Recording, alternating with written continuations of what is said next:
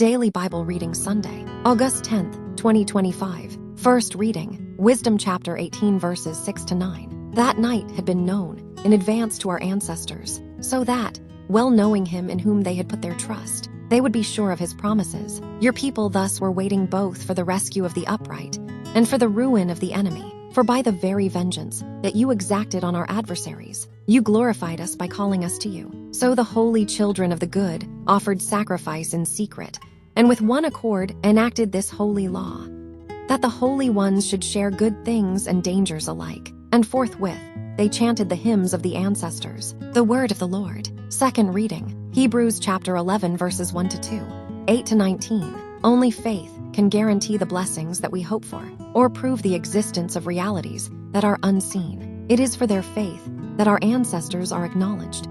It was by faith that Abraham obeyed the call to set out for a country that was the inheritance given to him and his descendants, and that he set out without knowing where he was going. By faith, he sojourned in the promised land, as though it were not his, living in tents with Isaac and Jacob, who were heirs with him of the same promise. He looked forward to the well-founded city, designed and built by God. It was equally by faith that Sarah, in spite of being past the age, was made able to conceive, because she believed that he who had made the promise was faithful to it. Because of this, there came from one man, and one who already had the mark of death on him, descendants as numerous as the stars of heaven, and the grains of sand on the seashore, which cannot be counted. All these died in faith, before receiving any of the things that had been promised. But they saw them in the far distance and welcomed them, recognizing that they were only strangers and nomads on earth. People who use such terms about themselves make it quite plain that they are in search of a homeland. If they had meant the country they came from, they would have had the opportunity to return to it.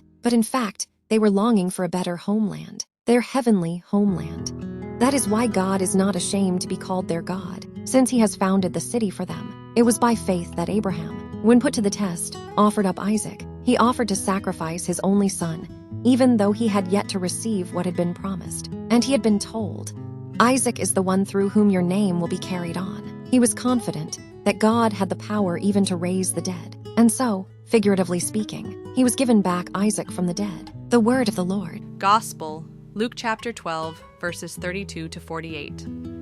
There is no need to be afraid, little flock, for it has pleased your Father to give you the kingdom. Sell your possessions and give to those in need. Get yourselves purses that do not wear out, treasure that will not fail you, in heaven where no thief can reach it and no moth destroy it. For wherever your treasure is, that is where your heart will be too. See that you have your belts done up and your lamps lit. Be like people waiting for their master to return from the wedding feast, ready to open the door as soon as he comes and knocks. Blessed those servants whom the master finds awake when he comes. In truth I tell you, he will do up his belt, sit them down at table and wait on them. It may be in the second watch that he comes, or in the third, but blessed are those servants if he finds them ready. You may be quite sure of this, that if the householder had known at what time the burglar would come, he would not have let anyone break through the wall of his house. You too must stand ready, because the Son of Man is coming at an hour you do not expect. Peter said, "Lord, do you mean this parable for us, or for everyone?" The Lord replied, "Who then is the wise and trustworthy steward whom the master will place over his household to give them at the proper time their allowance of food? Blessed that servant if his master's arrival finds him doing exactly that. I tell you truly, he will put him in charge of everything that he owns. But if the servant says to himself, 'My master is taking his time coming,' and sets about beating the men servants and the servant girls, and eating and drinking and getting drunk, his master will come on a day he does not expect, and at an hour he does not know. The master will cut him off and send him to the same fate as the unfaithful.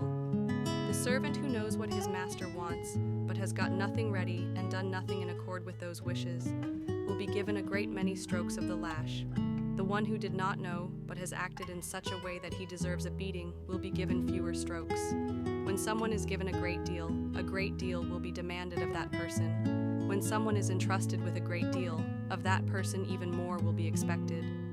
The Gospel of the Lord.